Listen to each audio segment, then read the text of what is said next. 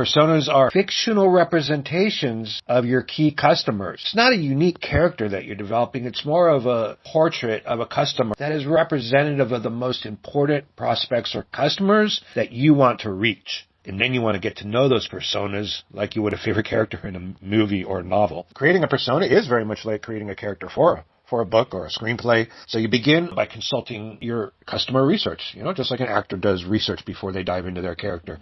So a persona or a protagonist based on research as opposed to just kind of winging it is more likely to ring true and be perceived as authentic. Demographics, age, gender, income, etc. Those are all part of it, but dig deeper. What are their short-term and long-term goals? What are their hopes and worries? And how do they change over time? Buyer personas are just as important in the B2B space. Now, you want your prospects to be able to imagine themselves as the characters in your stories. And in order to do that, you have to look at your buyer personas and figure out what goals and challenges they are facing at work or will face. And then you use that information to construct your characters. So what values or behaviors do you want to emphasize? You make those traits the themes of your stories and include characters who embody those traits. Here's an example. Meet Fred. So Fred is a B2B persona. Try to get a sense for what makes Fred tick. Now, when you're doing copywriting, you have your persona in front of you or on your mind. You're thinking about Fred.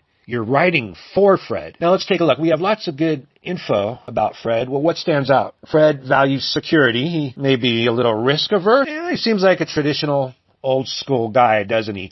But what we're most interested in are his goals and objectives, the challenges that keep him up at night, integrating new systems, managing people, keeping all the balls in the air.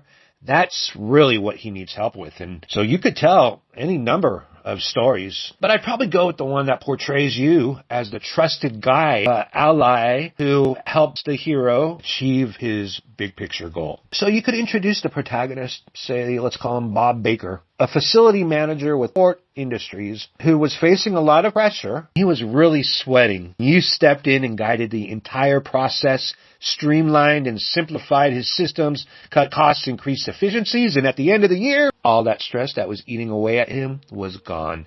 And he lived happily ever after. Well, he was recognized as Employee of the Year and received a promotion